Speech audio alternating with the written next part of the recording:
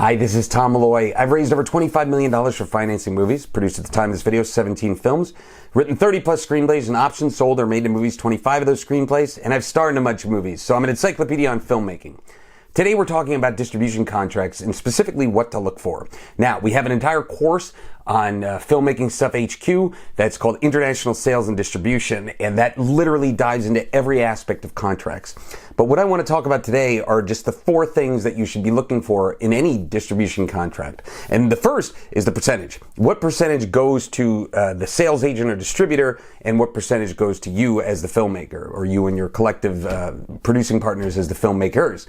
And so that's something you should look for. I would say the standard is about 25%. That's kind of the standard, and I've seen it go up and down from there. But if somebody's doing something where it's 60-40 and 60 is going to them and 40 is going to you, that's definitely slanted in their favor, and you should try to negotiate that.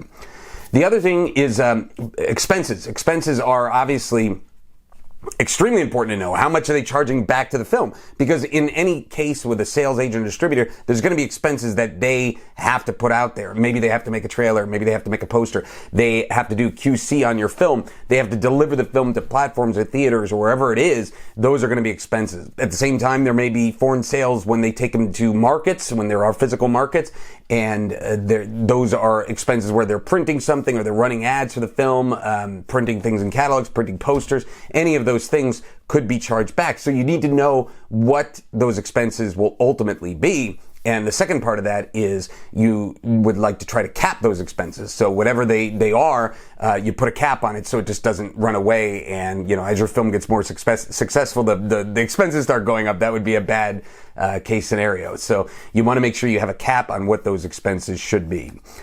Then the final thing that I want to tell you to check out is the term, right? The term is how long are you signing that contract for? If it's long term, like 15 years, it's a little scary sometimes because you're signing over to the sales agent or distributor for this long term, and what if it doesn't work out? How do you get out of that contract if it doesn't work out? Or there could be a short term, 1-2 years, 2-3 years, something like that, where you potentially have life of the film after the contract's up if you don't want to extend the contract with that sales agent or distributor. So these are just overviews as far as what you want to look for when you're negotiating a contract with a sales agent or distributor. And as I'm sure you've seen on other videos that I put out here, is that to find these people, you're going to have to go to markets, which would be, for film markets, would be AFM, the American Film Market, EFM, the European Film Market, or Cannes, the Marché de Film, which are all the 3 major markets. And there's all different ones sprinkled in between there, and you could theoretically find a new market every month. There's virtual markets that are going to be all online due to the situation that we're in right now. But some of those will be going away, some of those will stay around. Bottom line is that's where you're going to find sales agents and distributors.